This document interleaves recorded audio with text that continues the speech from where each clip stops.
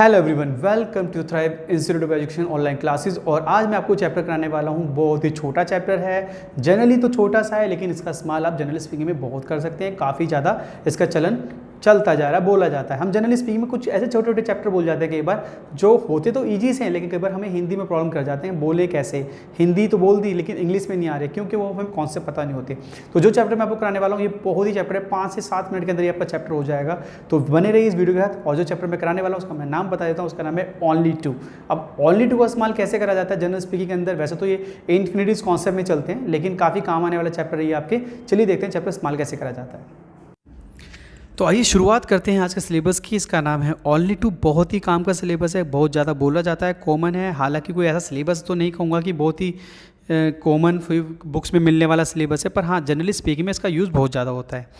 Only के बारे में अगर बात समझे तो इसकी थ्योरी को समझना बहुत ज़रूरी है, क्योंकि थ्योरी अगर आपको समझ आ जाएगी तो आपको ये फॉर्मेट भी समझ आ जाएगा कि कैसे चलता है।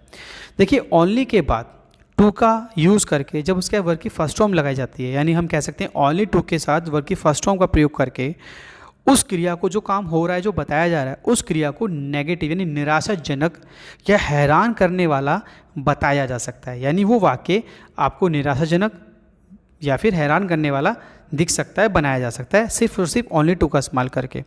ठीक है, उसका रूल इस प्रकार से होगा, यानी इसका रूल बड़ा इजी सा है, जो मैं बताने वाला हूँ उसको समझना है आपको। बहुत सिंपल सा टेंस है, फॉर्मेट है। देखिए क्या रूल होगा इसका रूल है part of any tense. Part of any tense मतलब वो कोई भी टेंस हो सकता है, प्रेजेंट भी हो सकता है, पास्ट भी हो सकता है, फ्यूचर भी हो सकता है। तो पार्ट ऑफ एनी टेंस या फिर कोई मॉडल्स का पार्ट भी हो सकता है, आपको वो जोड़ना है। प्लस में ओनली टू जोड़ना है, प्लस में वर्ब की फर्स्ट फॉर्म और प्लस में ऑब्जेक्ट लगाना है, बस और कुछ नहीं। ठीक है, तो इसमें वाक्य कैसे बनते हैं, रूल आपने समझ लिया। अब वाक्य भी देखते हैं वाक्य कैसे होंगे। इसमें वाक्य ऐसे होंगे जैसे कि उसे नौकरी मिली लेकिन उसे नौकरी मिली लेकिन दूसरे ही दिन चली गई। तो इसमें क्या जानने को मिला? उसे नौकरी मिली लेकिन दूसरे ही दिन चली गई। तो इसमें एक अच्छी बात है और एक तुरंत नेगेटिव बात है। ओनली टू लगाते ही सेंटेंस नेगेटिव में कन्वर्ट हो जाएगा, यानी कि कोई फ़ायदा नहीं हुआ। नौकरी तो मिली पर कोई फ़ायदा नहीं, क्योंकि अगले दिन चली भी गई, है ना। जैसे हम एग्जाम्पल लेते हैं, जैसे मैंने ले लिया, तो सेंटेंस बनेगा कैसे? ही गॉट अ जॉब, ये पास का पार्ट है पहला। तो he got a job only to lose it the next day. He got a job only to lose it the next day, है ना। कितना सिंपल सा है। इस वाक्य में यह साफ पता चल रहा है कि उसे नौकरी मिलने का कोई फ़ायदा नहीं हुआ, क्योंकि अगले ही दिन वो नौकरी चली गई। चलिए कुछ एग्जाम्पल और लेते हैं। वह भूकंप में बच गया लेकिन रोड एक्सीडेंट में मारा गया। यानी कि वह भूकंप में बच गया लेकिन रोड एक्सीडेंट में मारा गया। मतलब क्या है इसका मतलब ये हुआ कि भूकंप में बचने के बावजूद उसे कोई फ़ायदा नहीं हुआ, क्योंकि वो रोड एक्सीडेंट में मारा गया। कोई फ़ायदा था क्या? भूकंप में मरना था या रोड में मरना तो था ही, तो वो मर गया। तो कुल मिला के ये सेंटेंस कैसे बनेगा? He survived the earthquake only to die in road accident, है ना। इजी। चलिए और आगे बात करते हैं। वह परीक्षा के लिए बहुत मेहनत करता है लेकिन अनुत्तीर्ण हो जाता है। या फिर मैं कहूँ, वह परीक्षा के लिए बहुत मेहनत करता है लेकिन हर साल अनुत्तीर्ण, यानी अनुत्तीर्ण मतलब फेल हो जाता है। तो ये कैसे बनेगा?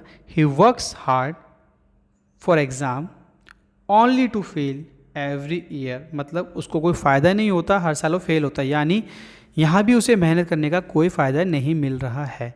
समझ रहे मेरी बात? चलिए एक एग्जाम्पल और लेते हैं। उसने मरने का नाटक किया सिर्फ अपने अभिभावकों को यानी होता है पेरेंट्स को सदमा देने के लिए। तो उसने मरने का नाटक किया सिर्फ अपने अभिभावकों को सदमा देने के लिए। तो he pretended to be dead only to shock his parents. तो आप समझ पा रहे हैं मैं क्या कह रहा हूँ? कोई उसने प्रिटेंड तो किया पर उसे कोई फ़ायदा नहीं हुआ, यानी कि सदमा वो नहीं दे पाया।